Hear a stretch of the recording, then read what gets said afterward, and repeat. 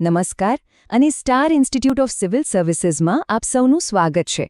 ચાલો આજે આપણે 5મી જાન્યુઆરી 2026ના કેટલાક ખૂબ જ મહત્વપૂર્ણ કરંટ અફેર્સ એમસીક્યુઝ પર એક નજર કરીએ.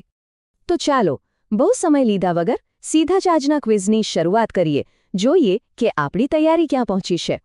આપણી શરૂઆત થશે શાસન અને ગ્રામીણ વિકાસના વિભાગથી, જે આપણે સૌ જાણીએ છીએ દેશના પાયા માટે કેટલો જરૂરી વિષય છે. તો આર્યો પહેલો સવાલ. ઓકે, તો પહેલો સવાલ છે વિકસિત ભારત ગેરંટી ફોર રોજગાર અને આજીવિકા મિશન ગ્રામીણ અધિનિયમ 2025ને લઈને. અહીં 3 સ્ટેટમેન્ટ્સ આપેલા છે. ચાલો એને ધ્યાનથી જોઈએ.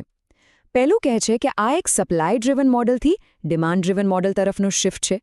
બીજું કે આનાથી ગ્રામીણ અકુશળ કામદારો માટે ગેરંટીડ રોજગારી વધીને 125 દિવસની થઈ જશે. અને ત્રીજું કે ખેતીની લણણી વખતે કામમાં 60 દિવસનો ફરજિયાત બ્રેક રહેશે. તો વિચારો આમાંથી કયા વિધાનો સાચા છે? ચાલો સાચો જવાબ જોઈએ. એ છે ઓપ્શન બી, એટલે કે બીજું અને ત્રીજું સ્ટેટમેન્ટ સાચું છે. હવે પહેલું સ્ટેટમેન્ટ કેમ ખોટું છે? કારણ કે આ અધિનિયમ ખરેખર તો ડિમાન્ડ ડ્રિવન મોડલથી સપ્લાય ડ્રિવન ફ્રેમવર્ક તરફ જાય છે, એટલે કે જે લખ્યું છે એનાથી બિલકુલ ઉલટું. જ્યારે બીજું અને ત્રીજું વિધાન એકદમ પરફેક્ટ છે.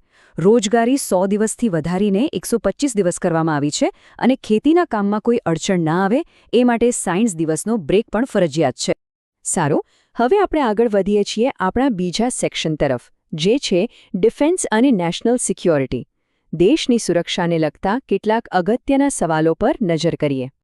આ સવાલ છે ઇન્ડિયન કોસ્ટ ગાર્ડ શિપ સમુદ્ર પ્રતાપ વિશે. ચાલો એના 3 સ્ટેટમેન્ટ્સ જોઈએ. પહેલું છે કે આ કોચિન શિપયાર્ડે બનાવેલું પહેલું પોલ્યુશન કંટ્રોલ વેસલ છે. બીજું, એમાં પ્રિસાઇઝ સ્ટેશન કીપિંગ માટે ડાયનેમિક પોઝિશનિંગ એટલે કે DP1 કેપેબિલિટી છે. અને ત્રીજું, એને કોચીમાં તૈનાત કરવામાં આવશે. તો આમાંથી કયા વિધાનો સાચા છે? અહીંયા સાચો જવાબ છે ઓપ્શન બી. હવે જો પહેલું વિધાન ખોટું છે, અને આ એવી જગ્યા છે જ્યાં ભૂલ થઈ શકે છે. સમુદ્ર પ્રતાપને બનાવ્યું છે ગોવા શિપયાર્ડ લિમિટેડે, કોચિન શિપયાર્ડે નહીં. આ ખાસ યાદ રાખજો. બાકીના બંને સ્ટેટમેન્ટ્સ DP1 કેપેબિલિટી અને કોચીમાં એની તૈનાતી એકદમ સાચા છે. હવે જે સવાલ આવી રહ્યો છે એ તાજેતરના એક ગંભીર સુરક્ષા મુદ્દા સાથે જોડાયેલો છે, ઘોસ્ટ સિમ મોડ્યુલ. આ શબ્દ કદાચ તમે સાંભળ્યો હશે. તો આ 4 ઓપ્શન્સમાંથી કયો એનું સૌથી સચોટ વર્ણન કરે છે? શું એ સાયબર જાસૂસી છે, આતંકવાદી નેટવર્ક છે, ફાઇનાન્શિયલ ફ્રોડ છે કે પછી કંઈક બીજું જ? સાચો જવાબ છે બી. ઘોસ્ટ સિમ એટલે છેતરપિંડીથી મેળવેલા સિમ કાર્ડ, જેનો ઉપયોગ આતંકવાદીઓ પોતાની ઓળખ છુપાવીને એમના હેન્ડલર સાથે વાત કરવા માટે કરે છે. અને હા, એને વ્હાઇટ કોલર ટેરર મોડ્યુલનો ભાગ પણ ગણવામાં આવે છે. આ આજના સમયમાં સુરક્ષા એજન્સીઓ માટે એક મોટો માથાનો દુખાવો છે. ડિફેન્સ અને સિક્યોરિટી પછી ચાલો હવે થોડા પોઝિટિવ અને રોમાંચક વિષય તરફ વળીએ. આપણો નવો વિભાગ છે સાયન્સ અને ટેકનોલોજીમાં થયેલી નવી પ્રગતિ. આ સવાલ ખેતીવાડી ક્ષેત્રે થયેલી એક મોટી સિદ્ધિ વિશે છે. તાજેતરમાં જ 184 ક્લાઇમેટ રેઝિલિયન્ટ એટલે કે આબોહવા પ્રતિરોધક બીજની જાતો બહાર પાડવામાં આવી છે. એના વિશે 3 સ્ટેટમેન્ટ્સ છે. પહેલું કે આ બધી વેરાયટીઝ ફક્ત આંતરરાષ્ટ્રીય સંસ્થાઓએ બનાવી છે, ભારતની ભાગીદારી વગર. બીજું, આમાં જીવાત પ્રતિકારક BT કોટનની નવી જાતો પણ છે. અને ત્રીજું, કેટલીક જાતો બાયોફોર્ટિફાઈડ છે, જેથી કુપોષણ સામે લડી શકાય. શું લાગે છે કે આ સ્ટેટમેન્ટ સાચા છે? અહીં સાચો જવાબ છે ઓપ્શન સી. જો પહેલું વિધાન ખોટું છે, કારણ કે આ જાતો કોઈ બહારની સંસ્થાએ નહીં, પણ આપણી પોતાની Indian council of agricultural research એટલે કે ICAR દ્વારા વિકસાવવામાં આવી છે. આ એક ગર્વની વાત છે. અને હા, બીજું અને ત્રીજું વિધાન બિલકુલ સાચા છે. એમાં 22 નવી BT કોટન વેરાયટીઝ પણ છે અને બાયોફોર્ટિફાઈડ જાતો પણ છે. હવે વાત કરીએ એક એવી ટેકનોલોજીની જે મેડિકલ સાયન્સનું ભવિષ્ય બદલી શકે છે. IISc બેંગલુરુના સંશોધકોએ બનાવેલા મેગ્નેટિક નેનો રોબોટ્સ. આના વિશે 3 સ્ટેટમેન્ટ્સ છે. પહેલું કે એ સિલિકા અને આયર્ન જેવા બાયોકમ્પેટેબલ મટીરિયલ્સમાંથી બનેલા છે.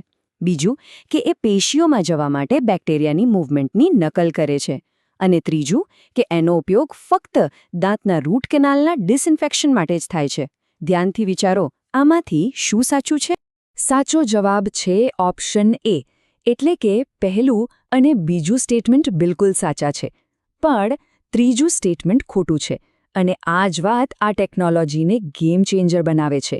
એનો ઉપયોગ ખાલી ડેન્ટિસ્ટ્રી પૂરતો સીમિત નથી. ભવિષ્યમાં ટાર્ગેટેડ કેન્સર થેરાપી માટે પણ આનો ઉપયોગ થઈ શકે છે. ખરેખર અદ્ભુત. ચાલો હવે આપણે આજના છેલ્લા વિભાગ પર આવી ગયા છીએ, કી પ્રોજેક્ટ્સ અને ઇનિશિયેટિવ્સ. જોઈએ આમાં શું ખાસ છે. આ એક મેચ ધ પેર સવાલ છે. લિસ્ટ 1માં આપેલી ઇવેન્ટ કે સંસ્થાને લિસ્ટ 2માં આપેલી વિગત સાથે જોડવાની છે.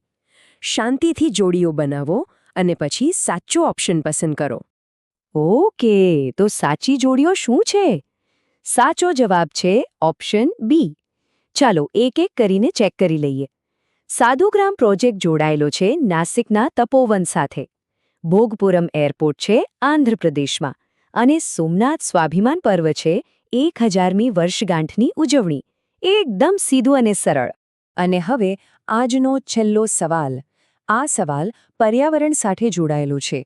કયા શહેરે અર્બન હીટ આઇલેન્ડ ઇફેક્ટ એટલે કે શહેરોમાં વધતી ગરમીનો સામનો કરવા માટે મિયાવાકી મેથડથી મિશન મિલિયન ટ્રીઝ શરૂ કર્યું છે?